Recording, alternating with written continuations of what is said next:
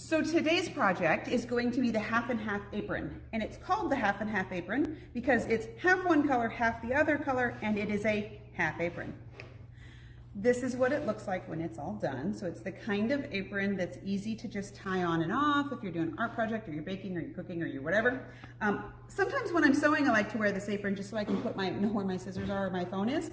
But it has a cute little pocket, and then the bottom accent matches the waistband. And this is a super quick and fun project. So let's get started on it. We're gonna take our pocket fabric, we're gonna fold it right sides together, okay? We're gonna press a line in the top. You can just finger press it so that it's nice and crisp. And we're just gonna sew the two sides together and leave the bottom open, okay? We're using a 1/4 inch seam allowance, and we're just stitching down the side on one side.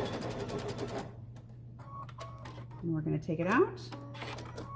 Flip it around to the other side.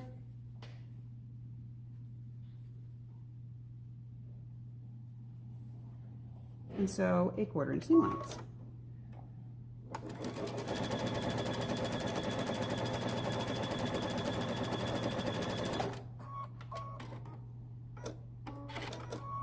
right, now we're going to turn it right way out. And I'm going to use my handy dandy point turner to get these points really sharp. So our point turner has a ballpoint tip that lets the corners get pushed right out sharp. And then what I do is I put the point turner right in the corner and then drag it down the seam so everything gets flat. I'm going to flip it over, poke out the corner, and drag it down the seam. Okay, now we're going to take this to our iron and we're going to press this really crisp. So now we're finding the center of our apron because this is how we're going to center our pocket. So I took my piece of fabric long ways and I folded it in half. And I'm going to just take and finger press the top and the bottom. All right, just so that I can see it when I open it up. Then when I open up the folds, I can see it, but not really enough to really pick it out. So I'm going to take my long ruler and I'm going to use my friction pen and I'm going to mark the bottom section here, about the bottom 3 inches or so. Okay.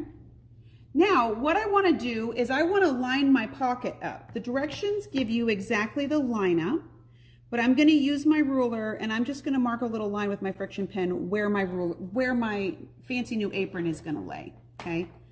So we're going to put our apron or our apron pocket along the second friction line. We're going to line up the raw edges at the bottom and we're going to pin this in place. I just use enough pins to hold it in place so that I can sew it down. Now to save myself a trip to the sewing machine, I'm going to leave my pocket pinned on there and then I'm going to hem the sides of my apron. I like to use a fusible tape. That makes this process easier. So we're going to fold this under and I'm going to grab some tape and take it to the ironing board and show you this trick. Using a 1/4 inch wide steam-a-seam tape. The reason I like this tape is because it's sticky on one side and paper on the other side, and it's a 1/4 inch wide.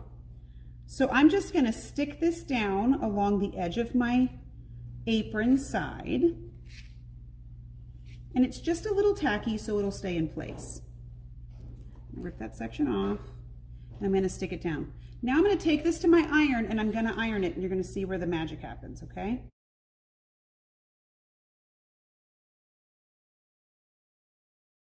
We're going to peel this paper off.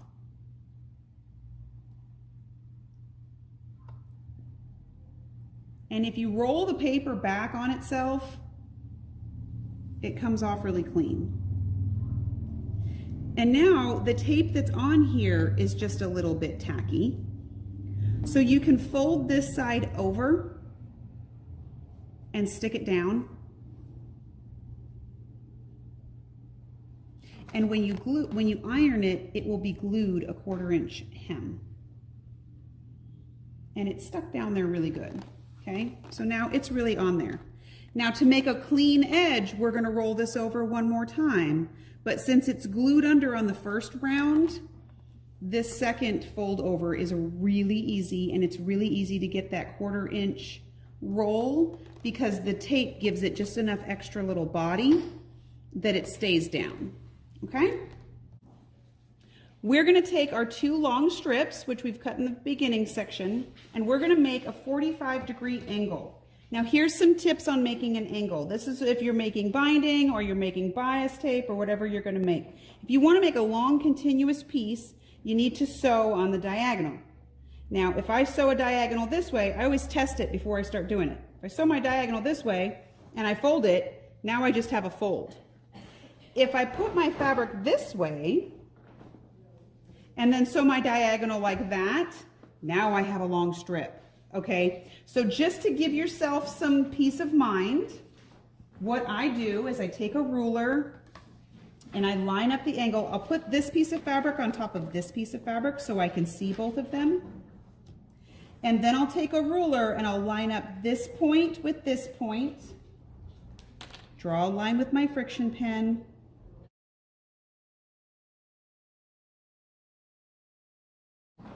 and then I will sew along that line, okay? Okay, and then we're gonna pin this along the line and we're just gonna sew right along that line, okay? My needle's in my center position and I'm gonna sew right along the line right here. The friction pen's gonna come out when we iron it, so don't worry about that. Okay, now we'll take this out. I'm just going to use a pair of scissors and cut about a 1/4 inch seam allowance and get rid of the extra fabric, and then we're going to press this open. So we're going to lay this on the ironing board so that we can press our seam open. And now what we have is a nice long piece that's going to make our bow. So now that we have folded over our hem, we're going to actually hem it. So we folded it over and glued it, and then we folded it again and pressed it. So I'm using my stitch in the ditch foot.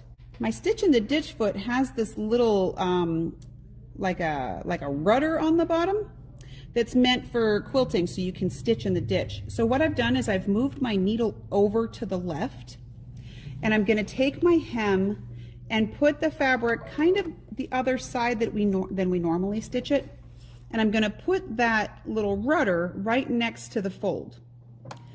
And what that lets me do is make a really nice clean hem line. It makes me look like I can sew really straight. And we're just going to hem the whole side of this piece, and we're going to do the same thing with the other side. While we're at the machine and we've got our top stitch foot on, we're going to go ahead and sew our pocket on.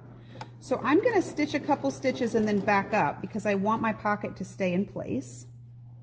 And then I'm going to top stitch like I did with the hem, just down the sides of my pocket.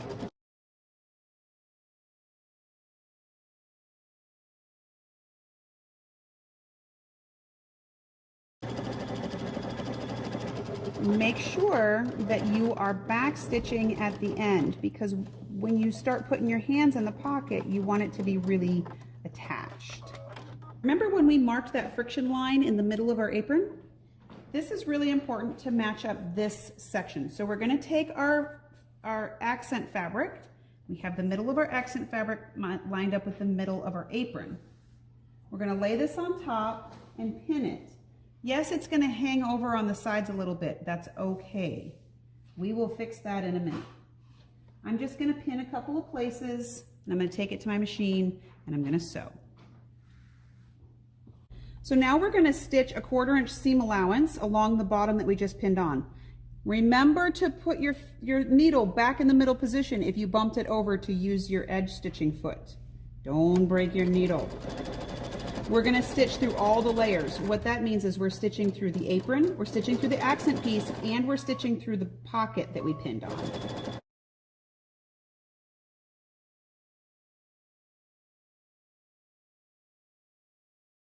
Now you'll notice as a little tip, the way I put my pins in. I know this isn't the way that most normal people put their pins in. I put my pins in like this though, because see how I could sew everything and I didn't have to take the pins out until now? Now I just take them out when they're done. That's an extra little tip. Now we sewed over the edge. We've got this really pretty hemmed edge, and now we have this kind of messy edge. So we're going to take this and fold it flush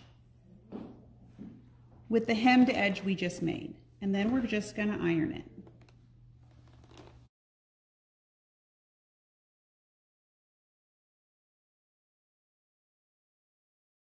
Okay, so I sewed my cuff on and I pressed this over. We're not going to stitch this yet, we're just pressing it over. I'm going to flip this around, and I'm going to take the back of my apron body and I'm just going to take and kind of roll it up like a hot dog. Okay. Then I'm going to take the cuff piece and fold it over the top of my apron hot dog. I'm going to pin so that everything is lined up. Now here's a tip. If you're lining stuff up that's kind of full like this, if you start on one end and just start pinning, you're probably going to be off when you get over to this side. So pin the right side, or pin one side and then pin the other side, and then kind of fill in the difference, because if you pin one side and the other and then you pin the middle, you can kind of split the difference in between, so that if there's fullness, it will be dispersed over the whole project. This way you don't have one end that's too long or longer than the other, okay? So I pin with my pins away so that I can take this to the machine and not worry about sewing over my pins. All right, so I'm just gonna go and sew this seam really quick.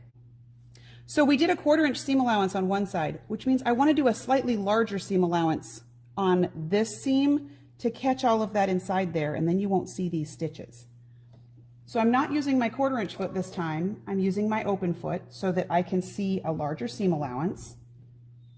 And I want to back stitch this because we're going to pull on it, so we don't want anything to come apart.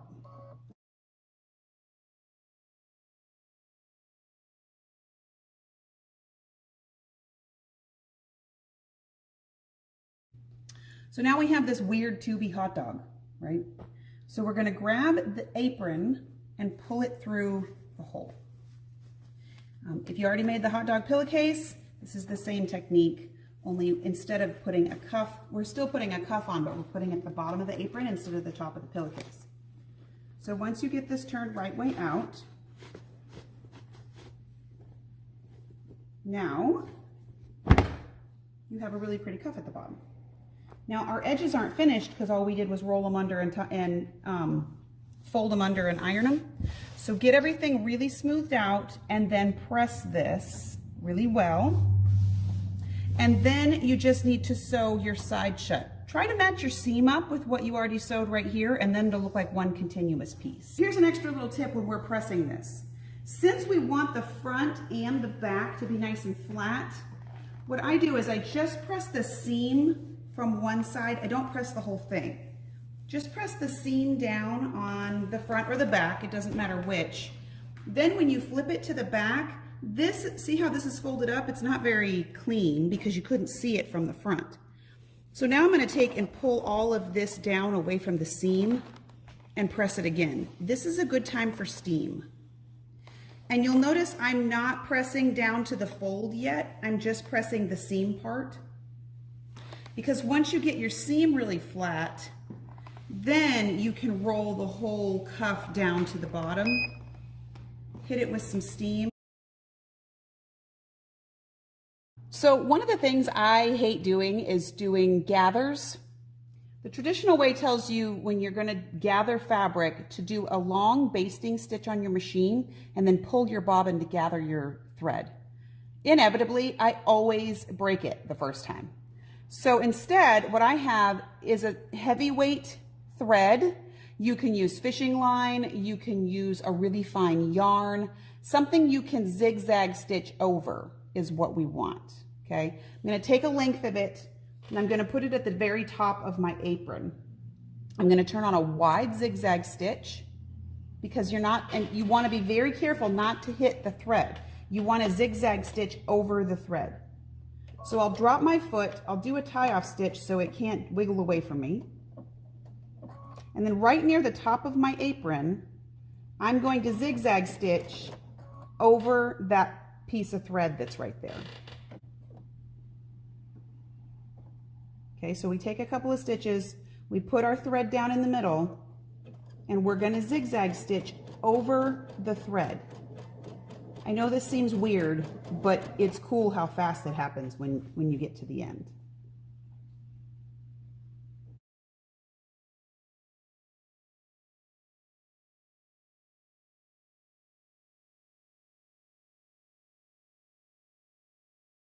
So now what we have is the top part of the apron, and see, we've got this piece of thread that's zigzag stitched down. I can slide it back and forth. I tried to use a dark thread so you could see it. See, it slides back and forth. Now what I want to do is I want to zhuzh this up to make it the size that the pattern calls for, okay? So I'm going to take one end and I'm just going to start pulling my fabric in. And what I do is I pull it from one side to the other toward the middle, okay? And when I get to the size that the pattern calls for, I will stop pulling it in. You can tie a knot, but it doesn't really hold very well because the knot will pull through the zigzag. This is now zhuzhed up to where you want it. It's not very even though. So once it's the size that you want it to be, then you kind of separate out your ruffles so that they're even. How much cooler is that than pulling those gathering stitches, right? You can move it around, you can fluff it wherever you like. Maybe you want more pleats in the middle and less on the side. It's your thing. You do it however you want, okay? So we're gonna now put the apron waistband on. While you're trying to handle this so you don't want the thread to come out, if you take a pin, and be careful you don't stab yourself, work the pin in there and then take the thread and just wrap it around the pin head a few times. It's just enough that it won't come out now, but it'll be easy to take that thread out in a minute. So we're gonna just take our pins, put them in the ends, and put them through a couple of times so that the pin doesn't come out as you're working with it, and just wrap the thread around a bunch of times. You don't have to actually make a knot because the knot's not going to stay in anyway, okay? So now that's going to lock that in there. So remember we sewed these together on the 45? I found the middle of my band. I'm going to find the middle of my apron, and I'm just going to mark both of them with a pin because they're not going to stay there very long. So we don't have to, mark it. So we've got the centers. I'm going to line up the middle of both of these pieces of fabric. This is where you're going to secure your gathers. So we're just going to put a pin in here. And then I'm just going to pin every so often. It doesn't have to be a set number of pins. You just want to get everything kind of set before you take it to your machine, because wherever you have these gathers set, that's where the machine is going to make them stay. So we're just going to pin things down, and then we're going to take it to our machine and we're going to sew it. We're going to go back to our straight stitch, and we're just going to stitch this band on. Make sure that everything's lined up before you start because you want your apron to lay flat. This is just the stitch that's going to attach everything. I put my gathers on the bottom side because the feed dogs will kind of push them into place for you, but you do it whichever side you like.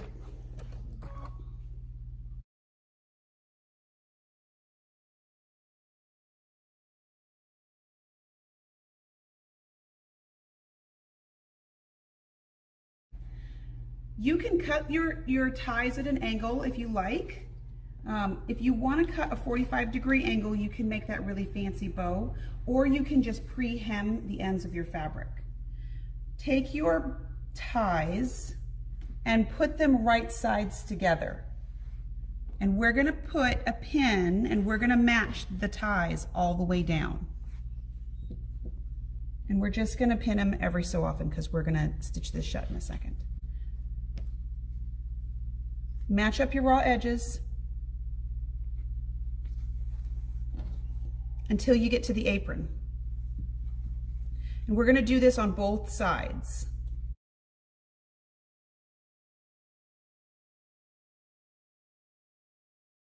So we're going to stitch our ends closed.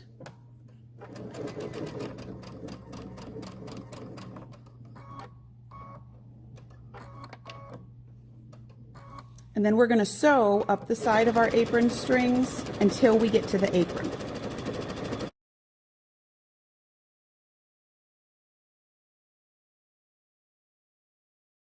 And when you get up to where the apron is, fold this back. See where the apron is stitched on? Fold that back a little bit to make it neat, and then stitch right up to where the apron starts and back stitch. Just a couple stitches.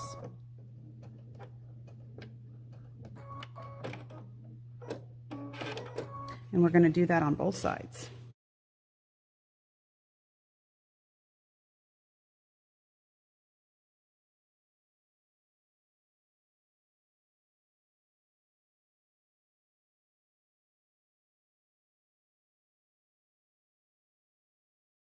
So we're going to talk about my favorite turning tools again. Hemostat works great for this technique. We're going to take our hemostats and we're going to run it all the way up one side of the apron.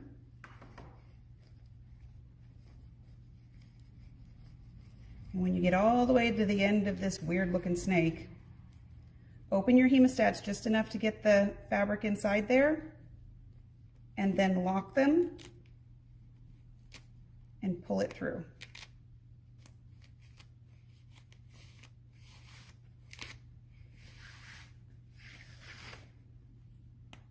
Ta-da! Now I'm going to use my other favorite turning tool, my R&K point turner. I'm going to slide it all the way up into the end of the apron string, and I'm going to poke those corners out. Okay, so we're going to poke both ends out and make it nice and crisp. If you're doing the 45-degree angle, you still want to make sure you poke both ends out so you get that nice crisp turn.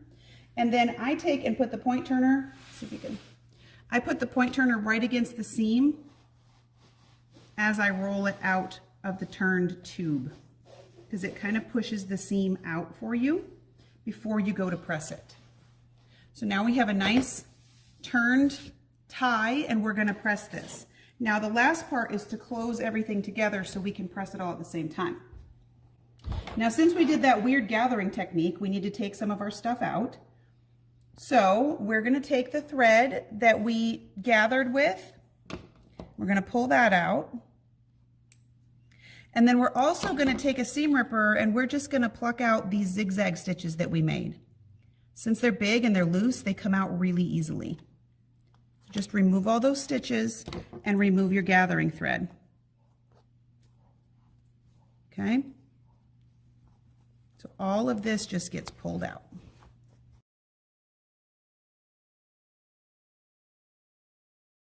So we're just going to press the whole tie. You're going to do this on both sides.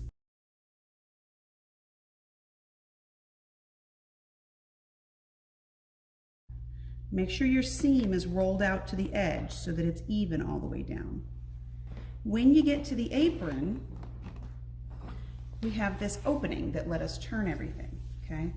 We want to put our seam allowance kind of underneath, so we want to make sure that we crease in a 1/4 inch seam allowance and then line it up with the apron as you're pressing it.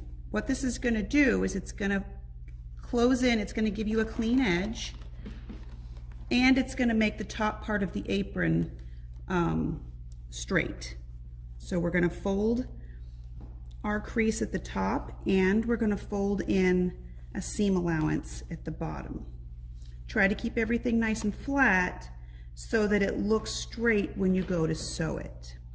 Make sure that the edge of the apron is tucked up underneath right here before you start to press it so that everything goes straight. And you see how I pulled this and got everything where I want it to be, and then I press it? Let the iron do the work for you, okay? Now we're just going to take this to the machine and we're going to stitch this shut. This is a good time to match your thread. So since you can see the top or the back, if you press the seam allowance over the edge on the back. So it's kind of like doing a machine binding on a quilt. If you make sure that this is past that seam allowance all the way across, you can even put some double-sided tape here. In fact, let's do that.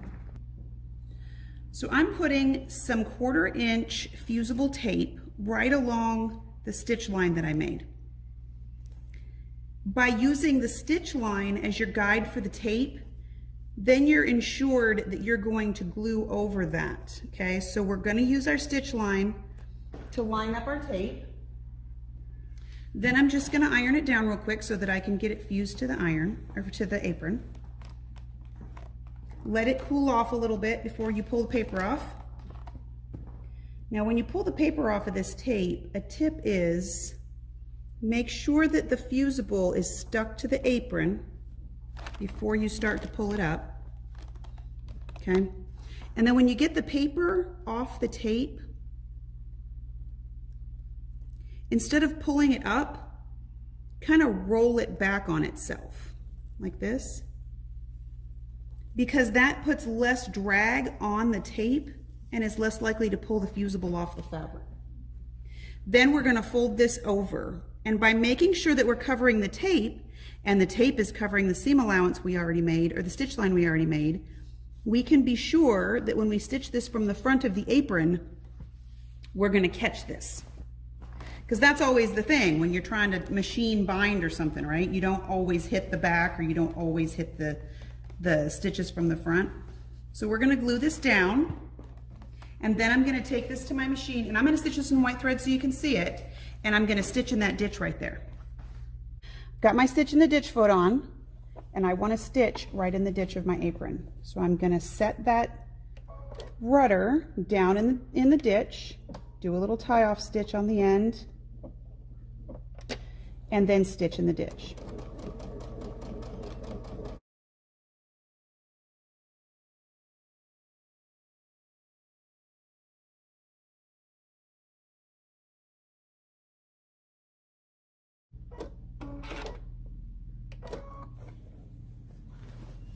So now we've stitched the whole side down on the back.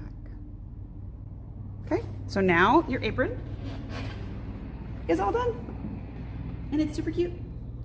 And it ties in the back.